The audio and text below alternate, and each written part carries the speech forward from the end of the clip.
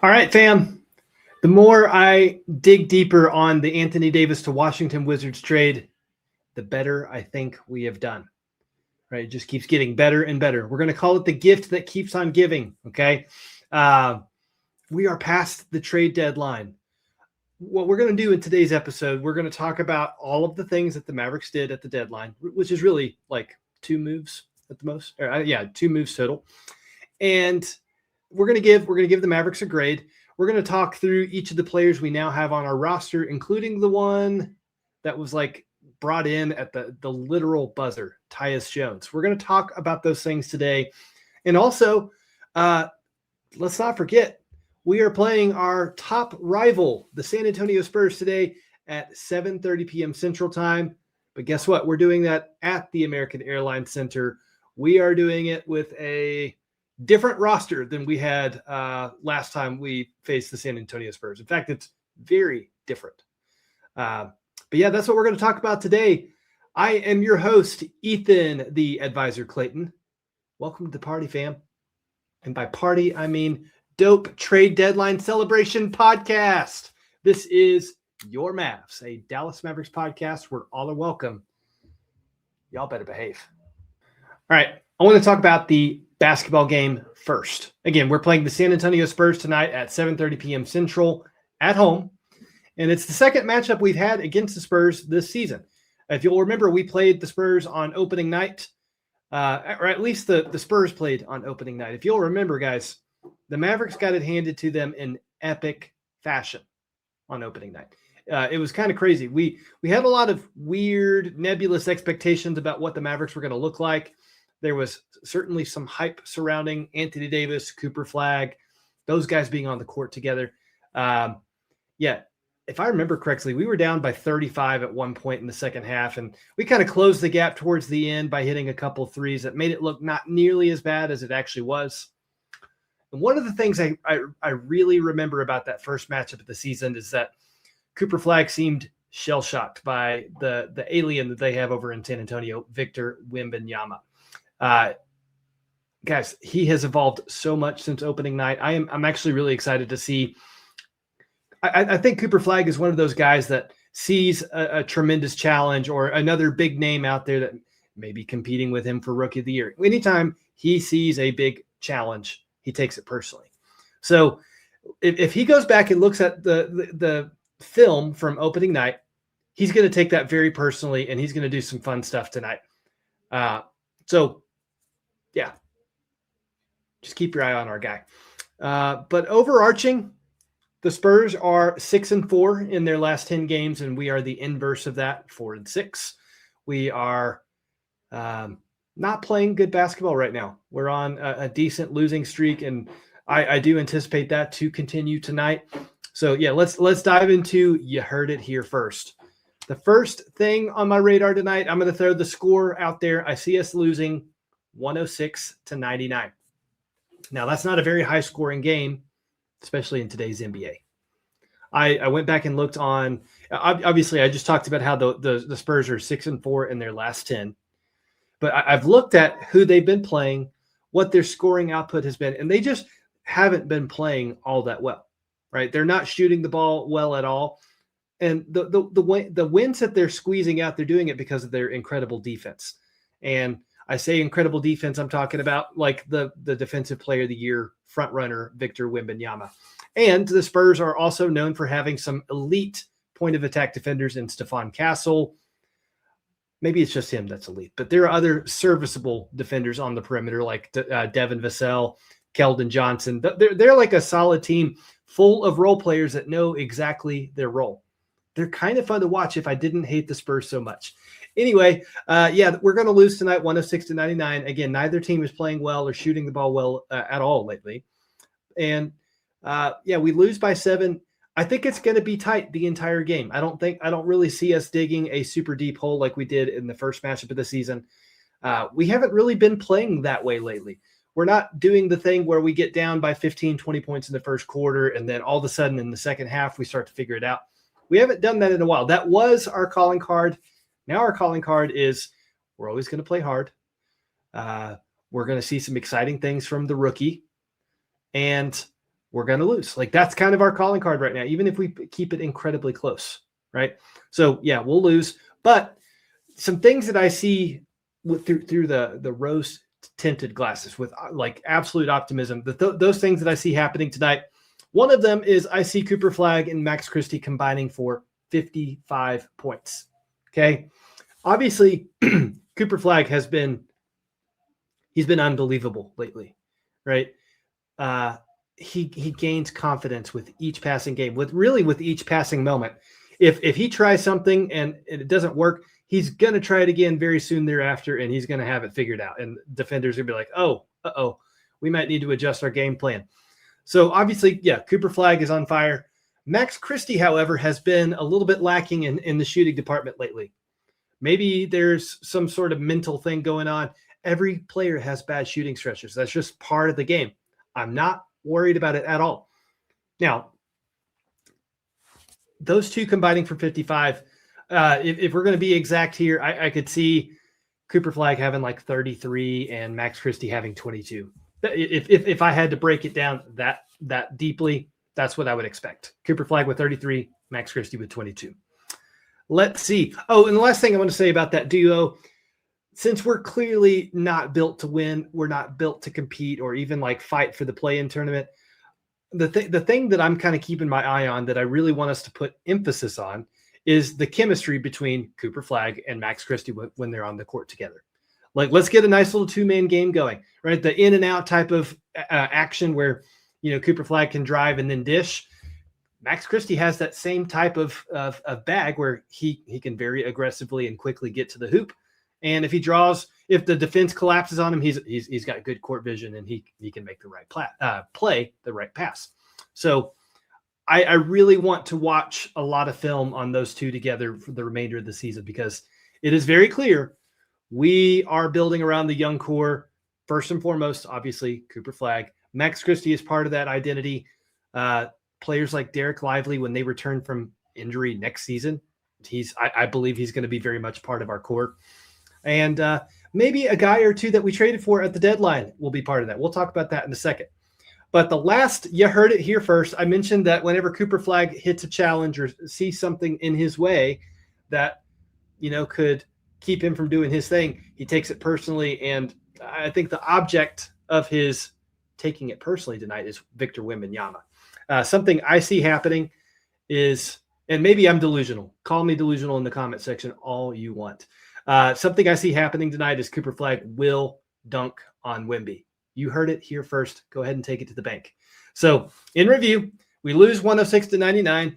Cooper Flagg and Max Christie combined for 55 points, and Cooper Flagg posterizes Victor Wembanyama. That's not something that like a normal human being can do, by the way. I don't think Cooper Flagg is a normal human being. He's a maniac. So he's going to see an opportunity. He's going to get a head full of steam, and he's going to throw it down with absolute authority. All right, take that, French fry. All right, enough about all that. Probably the stuff that you've been like dying to get to here. Let's talk about the trade deadline stuff, guys. Now, I teased at the beginning of this episode, the more I have dug into the Anthony Davis to Washington trade, the better it looks. Okay, and so far I haven't seen all that many people agreeing, disagreeing, that kind of thing. It seems like a lot of people are on the same page that, hey, it's not a perfect return, but it's about as good as we could have expected. By the way, sorry if you heard my Zoom phone ring. It was a junk call. It was not anything important. Sorry about that. Let's get back to the meat and potatoes here. It's this trade that we did, to me, is the gift that keeps on giving, and a lot of people seems to be on the same page. Like, hey, it's not perfect, but it's as good as we could have gotten. The further I dig on this. Yesterday, I talked about some of the obvious things, right? Like the priorities that we've had at the trade deadline have been building cap flexibility for the future, freeing up roster spaces to convert our two-way guys to NBA contracts, recouping some draft capital after we, basically built our roster around Luka Doncic, but gave up all of our future draft capital to do so, and lastly, bringing some youth around Cooper Flagg. Those are all things that we talked about yesterday, so I'm not going to rehash all that. But I found some additional wins looking under the hood a little bit here. The first thing I think is a huge win that we didn't talk about yesterday that I haven't really heard anybody talk about so far. It's the fact that we didn't have to give up any draft capital. We didn't have to attach picks in order to offload the D'Lo contract, the Dante Exum contract. The guys, those are not good contracts. This is not smart dollars and cents because, obviously D'Angelo Russell is still going to be owed money next season because he has that player option. In what world is he going to decline that player option and then sign for a minimum? We found that out the hard way whenever there was a conversation between the Mavericks and the Milwaukee Bucks. But guys, we didn't have to attach draft capital to offload the Anthony Davis contract or the D'Lo or the Jaden Hardy of it all. I consider that a huge win. You've seen several trades here at the deadline that it's like, okay, this is a big bad contract. Yeah, you're going to have to include a first or a second in order for us to say yes. We didn't have to do that. That is a huge win. Next thing I'm seeing that maybe hasn't been talked about a whole lot. Those were like some of the worst contracts that we had on our books. Those 4 players that we sent out yesterday, I would consider them, if not the 4 worst, they're 4 of the worst on our or were the 4 worst on our team, right? I don't even know if we have to go in order of what's the worst. Obviously, guys, the Anthony Davis contract where he was going to get, I think it was like $56 million next year and then $60 million the year after that. Thank God that is not our problem. That is not our problem. Still wish him all the best. Still think he is an unbelievable basketball player. But I would I'd throw a little bit of shade Washington's way if they're truly entertaining that long-term extension that he and Rich Paul have wanted for a while. Let's move on. So again, we didn't have to attach draft picks. We got rid of the worst contracts on our books. And then here's just kind of like the basketball part of it all. Like 2 of our least serviceable players in our entire rotation are now gone. And obviously the least serviceable, at least in Jason Kidd's eyes from start of the season up until now, has been D'Angelo Russell, right? He has not seen really any meaningful playing time since middle of December. And the only time I can recollect that he touched the basketball court in that time frame was whenever Jason Kidd got ejected and Frank Vogel stepped up into the helm. He's like, okay, D'Lo, shake the dust off. It's time to get some minutes in, but he hadn't played since then, right? Jason Kidd's like, not on my watch. Now we don't have to worry about that anymore. No matter what, he wasn't going to touch the floor, and now we don't have to pay him $5 million to not touch the floor. And then our second least serviceable player, this is not going to be I'm not hating, okay? But Jaden Hardy was given a 3-year, $18 million contract extension by Nico Harrison, and that has proven over and over to be a bad idea, a bad contract. Because whenever he was on the court, it's obviously hit or miss if he's going to if he's going to hit his scoring stride, right? That's like virtually the only thing he can do. And if he's not hot, but he's continuing to put up shots over and over, that has not been a good recipe for the Mavericks. I don't think we have won really any games that he has played meaningful minutes. So it was fun to have Jaden Hardy on our team in the NBA Finals against the Celtics, where basically nobody on the Mavericks could hit a three-pointer but Jaden Hardy. That is why Nico Harrison offered him that 3-year, $18 million contract extension. Now, again, not a problem anymore. So didn't attach picks. Our worst contracts are off the books. And our 2 least serviceable players they weren't really part of a rotation anyway. Now they're just gone, and they've been replaced with better players. How about that? So why don't we just talk about the players that we brought in, Ethan? Yeah, it's like almost 15 minutes in, and you haven't even talked about Chris Middleton yet. Let's do that. So it was reported earlier on the DLLS Mavericks show. Mark Stein came on, and like the second that the trade was announced, it pretty much everybody was like, okay, Chris Middleton's totally going to get bought out. He's totally going to go find a contender to attach his talents to so that he can actually compete. But it was reported by Mark Stein today that like both he and Marvin Bagley are likely to be on the Mavericks at least for the rest of this season. So good. I was going to play a fun game called Hold, Flip, or Cut. So we don't even have to play that game today because Mark Stein entered the chat and said, hey, Mavericks are probably holding on to those guys. So what's the benefit of holding on to someone like Chris Middleton? First thing that comes to my mind, guys, he's an awesome shooter, right? He's got just a pure jump shot. That has been kind of one of his calling cards as an NBA player. He's a professional jump shooter. Now, in his heyday in Milwaukee, he was also a lockdown wing defender. He's not that anymore, right? He's like destroyed both of his ankles in a devastating fashion. It's actually really, really awesome that he is still in the league and playing as well as he has played. Now, I felt really bad for him this time last year when, I always joke, like you're basically banished to the shadow realm if you're traded to the Wizards. I felt really bad for him last year.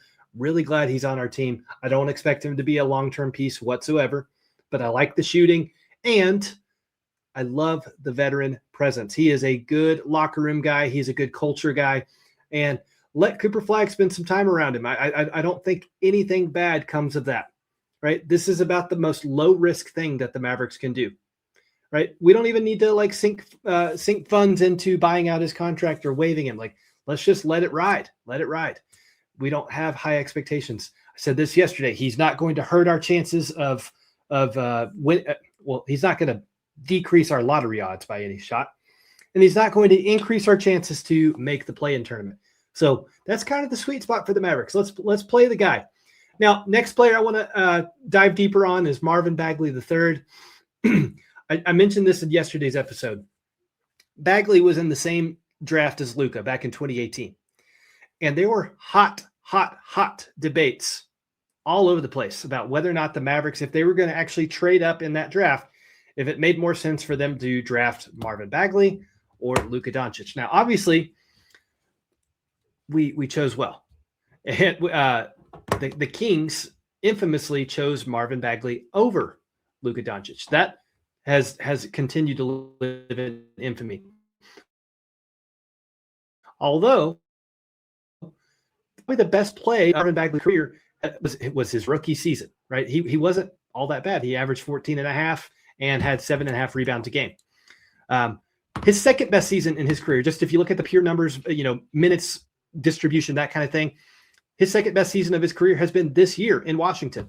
Earlier this year, Alex Sarr was dealing with an adductor injury. It wasn't necessarily like the bad adductor strain that Anthony Davis had earlier in the season, but the Washington Wizards being who they are and not being in the position to be competitive, they're going to rest the heck out of players like that. There's no use in pushing somebody through an injury like that, especially when it can be a more devastating long-term.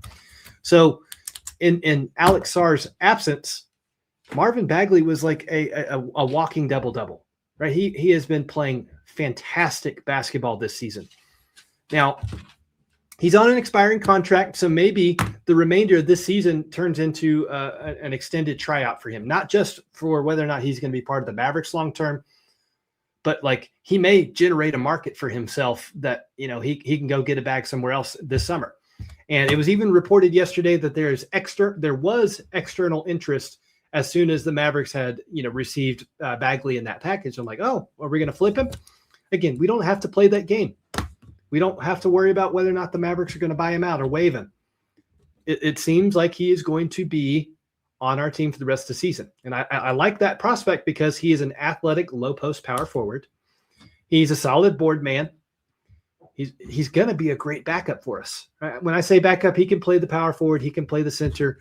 I really like the idea of him playing a small ball 5. I say small ball because he's only 6'10", but he brings a different skill set to the table than, Moussa Cisse or Dwight Powell, as far as like who our backups are. Okay. I like his skill set. We may actually really fall in love with this guy. And I'll say it until I'm blue in the face. As many Duke players as we can have on our roster, that's a good thing. Speaking of which, this was a buzzer beater deadline move. The Mavericks wound up flipping Malachi Branham, who was part of that trade from Washington. They flipped him to, I believe it was Charlotte, because Charlotte traded for Tyus Jones to get him out of Orlando. And then they realized, hey, we have 38 guards on our roster, and we're only allowed to have 15 players total. That's a problem. So they wound up flipping Tyus Jones to our roster, and they get Malachi Branham in exchange. I think probably Malachi Branham gets bought out, to be honest with you. And I was a little bit excited to talk about his game and what he might bring to the Mavericks, but don't need to waste any time on that. Best of luck to you, Malachi. But yeah, I'm excited about the Middleton of it all, the Bagley of it all. I like Tyus Jones. He's kind of a shorter table setter type of player. He's not necessarily looking to go get his own bucket, but he is an incredibly smart basketball player. He's got that, what we call the BBIQ. Okay. And when he gets hot, he's hot. And he's got that lefty stroke. I do that. I even mentioned that because I also have the lefty stroke. Don't catch me on the court. You'll be shocked. I used to have more game than I have now, but at least in my old age, I still have the stroke. Anyway, enough about me. Let's talk about AJ Johnson. Guys, I watched so much film on AJ Johnson last night. It's crazy. And I'll tell you more about what I found here in just a second, but I'm going to throw probably an inordinate amount of enthusiasm about our guy, AJ Johnson. I'm going to call it the AJ Johnson trade that happened yesterday. Not the AD trade, but the AJ trade. Okay. So he is a little bit unique in his NBA journey in that he did not go to college. He did not go straight to the G League. He didn't do any of that jazz. Instead, he went and played over the Australian League. He was an Illawarra Hawk before he came over to the NBA. And what I really like about his game, I do not take credit for this comparison. I cannot remember. I couldn't find the comment on Twitter, but I was just kind of scrolling and somebody called him a 6'5" Brandon Williams. And that comparison intrigues me because Brandon Williams is the best player on our team about getting to the paint, obviously besides Cooper Flagg. He is fast. He is shifty. He can read guys. He can get around guys. That's how AJ Johnson operates on the court. And he's explosive as heck. Okay. I probably saw in a 5-minute highlight video, I probably saw him dunk the ball 100 times. Like, this guy can fly. He might even be a dunk contest type of player. I don't know, but he's explosive. He's got a tight handle. The only problem I see with his game so far is pretty much everybody agrees that he's a below average shooter. We don't necessarily need more of that on our roster, but my thing is I looked at kind of his career arc in the NBA, and he has rarely gotten any sort of consistent stretch of play. When he was with Washington, he was competing with like 9 other guys that were 22 years old and younger. Like, those are like, when you have a roster that bad, you let the young guys run. And he just kind of was the odd man out there because he was traded in the middle of the season. Whenever he was in Milwaukee, kind of the same situation, except that team was obviously way more oriented around what Giannis, and I believe whenever he was drafted, it was still in the Drew Holiday era. There was just a lot of reasons why he wasn't going to get consistent playing time. He didn't get it in Washington either. I don't know that he's going to get 20 minutes a night in Dallas, but if he does, I think you guys are going to like him a lot because, again, he's got one gear. He's going 1,000 miles an hour at all times. He's got bounce. He's just really an aggressive player that I think, if he can get any sort of consistency in his minute share, then he'll find a shot. Right. And I talked about the 6'5" Brandon Williams comparison. That kind of sounds exactly like Brandon Williams, who has shot so terribly from the 3-point line this season. But now we've got not one, but 2 of those guys on a roster that knows how to get to the hoop. And in this case, we're going to see a lot of dunks from AJ Johnson. So I'm excited. I graded this trade yesterday an A-. And the only reason I didn't give it an A or an A+ is just because the picks that we got in return aren't sexy. Okay. Again, we get the last pick of this year's draft. Well, probably because chances are the Thunder are winning the NBA championship. We got their first-round pick. That's not sexy. The other first-round pick that we have in 2030 is a pick swap, and I believe it is top 20 protected. So, again, not sexy. If we had any of those picks that were going to be guaranteed, like top 20, top 15 type of thing, I would feel much better about the trade. But as it is, we've got the financial flexibility to look forward to, and we brought in a couple of young, exciting players. I say a couple. I'm gonna call AJ Johnson a young, exciting player, and I'll also throw that label. kind of at Marvin Bagley because he's only 26. But yeah, that's pretty much all I got for you. Holy cow, we're 25 minutes in. All in all, I'm going to give the Mavericks a B+ here at the deadline. The picks that we got in return for AD, they're not sexy, but they're something. And I'm not sure I fully understand the flipping Malachi Branham for Tyus Jones. There's a lot of things I don't understand because I'm not a front office executive. I don't make the calls. I don't make the decisions. But on paper, I'm not sure what that fit is going to look like with Tyus Jones. I like him as a player, but he's like 6 foot tall, and he's not necessarily going to go look for his own buckets. So we're probably not going to see any of those players tonight. Maybe we'll see him on Saturday in our second matchup against the San Antonio Spurs. But guys, that's all I have for you today. Let me know what you're thinking. Is there anything that I said today about what the Mavericks have done at the deadline that you disagree with? Is there anything that you think we could have done more of? Obviously, and then maybe we'll talk about this more in the next episode about kind of it's not necessarily a bummer that we're holding on to Daniel Gafford, but that was one of the things I did think that was going to happen, was that he was going to be traded. Anyway, I said that's all I had for you, and then I kept talking. That's it. That's all I got. Y'all be good. Party on.